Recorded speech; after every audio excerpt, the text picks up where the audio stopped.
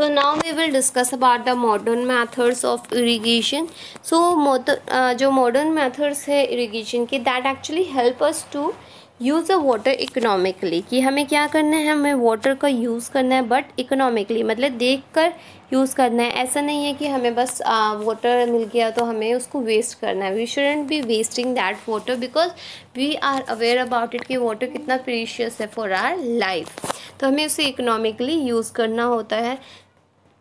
तो जो main method हम यूज़ करते हैं, these were the sprinkler system. तो वो क्या क्या है, that is the sprinkler system. अब sprinkler system is what, this system is more useful on the uneven land where sufficient water is not available.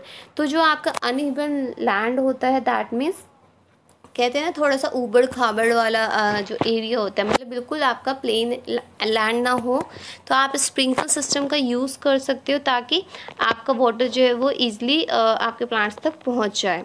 The perpendicular pipes having rotating nozzles on a top are joining to the main pipeline at a regular interval. तो आप यहाँ पर देख सकते हो कि यहाँ पर पाइपलाइन स्ट्रक्चर्स होता है और यहाँ पर क्या होता है, एक फुआरे जैसा एक होता है, मतलब एक नोज़ल होता है, rotating nozzle.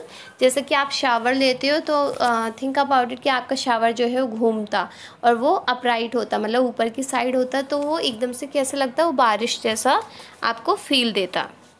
So that kind of method we actually use nowadays. And when water is allowed to flow through the main pipe under a pressure with the help of a pump, it escapes from the rotating nozzle.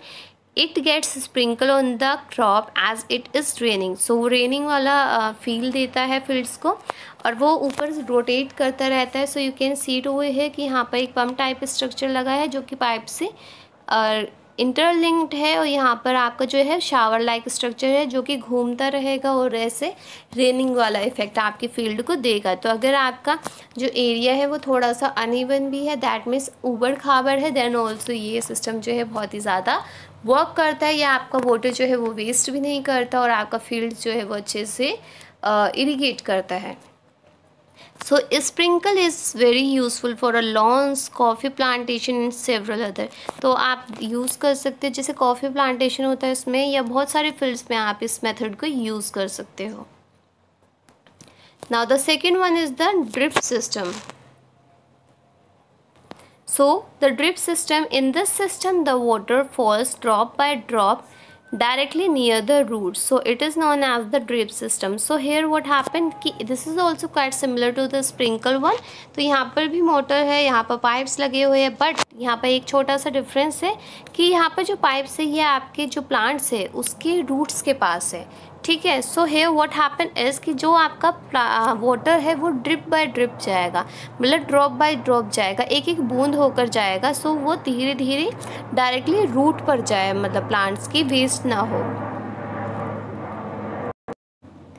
सो इस method में basic ध्यान ये रखा जाता है कि जो आपका वाटर है वो बिल्कुल भी वेस्ट ना हो। तो जहाँ पर वाटर जो है एक्चुअल में बहुत ही कम क्वांटिटी में मिलता है, जैसे कि राजस्थान टाइप का एरिया होता है या डिज़र्ट एरिया है जहाँ पर वाटर की सप्लाई बहुत ही कम होती है, बहुत ही कम अवेलेबल होता है, तो वहाँ पर ड्रिप सिस्टम जो है ये बहुत ही एक इम्पॉर्टेंट मेथड है जिससे कि आप अच्छे से अपना एग्रीकल्चरल टास्क कर सकते हो complete without any kind of a problem.